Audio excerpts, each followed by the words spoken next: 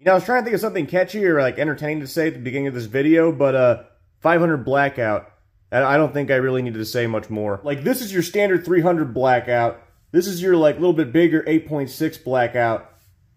And then there's just this. What's up, guys? Skippy Africanus here, and today we have a very special Cartridge of the Week episode, mainly because it features a cartridge that had me break my no online ordering rule. And that cartridge, as mentioned, is the 500 Blackout cartridge. Now, I have a rule with, ordering online where I just don't do it for cartridge collecting because it tends to add up pretty fast. Like, what's an extra $3 added to the cart kind of ordeal. And also, it spoils the fun of, just getting random stuff at shows. But when I saw this thing for sale, well, I simply couldn't resist. I mean, I wasn't thinking that I was going to find something like this ever at a gun show. So first off, we will start off doing what we always do and take a look at the head stamp, which on the top it reads PPU for the manufacturer of the casing, Privy Partisan. On the bottom it reads 338 Lapua Mag for the caliber of the casing used, the 338 Lapua Magnum casing, because yes, this thing actually, the parent case for this cartridge is a 338 Lapua Magnum casing, and we have one right here for comparison,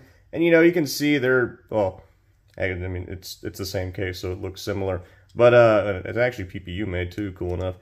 But we can see what they did here is they simply just cut off the neck and they put the 510 diameter bullet inside the casing. Now, this cartridge was developed by Condition Red Ordnance Manufacturing, or CLAM, and was debuted at the 2019 SHOT Show along with the rifle taking the round, the Zero Dark 50, which is essentially just a real massive AR. And it should be noted that they already had some experience with a 338 Lapua AR in their CR-7 rifle and pistol. So most of the parts were already there as far as dealing with the casing. Now, as per the specific round itself, this one is a 1002 grain solid copper micro tip projectile, which I'll be honest, I don't know if that's saying that the tip alone is solid copper and the rest is jacketed lead, or if the whole thing is still copper, but the tip just has some weird stuff going on with it. I will say, the entire projectile does look like machined, and I can see a separation right here, which actually, yeah, you can see that on camera.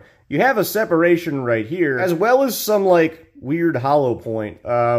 But beyond that, yeah, I'm not really too entirely certain the construction of this specific bullet. Anyways, while this specific round is, as mentioned, 1002 grains, there is a range of different bullets for this caliber, anywhere from a 200 grain solid aluminum round to your standard 600s. And while some bullets are made for this specific caliber, some consist of simply a pulled 50 BMG projectile, as, to no one's surprise, this cartridge uses 50 BMG's .510 diameter bullet. Now, as per FPS, this cartridge pushes around at least 1,000 feet per second, with many loads going around 100 or so feet per second faster. Now, according to Crom, this cartridge has an effective range of up to 1,000 yards. However, if the sources I'm reading are correct, you'd need to treat this rifle more like a howitzer at distances that far, given this cartridge has a bullet drop of 191 feet at 500 yards. Now, all that being said, of course, it brings up the big question of what exactly is the point of this thing? And from the most basic standpoint, it was an attempt to get a better subsonic 50 BMG loading. Now, whether or not that was something that was, needed or that anyone wanted is another thing, but it appears that that was the main driving force behind the creation of this cartridge. Now, as mentioned earlier, this cartridge was debuted in 2019. However, that's really the last big huzzah of this caliber. When I went on their site, I did find that you could get the CR-7 500 Blackout. However, the Zero Dark 50 that this cartridge debuted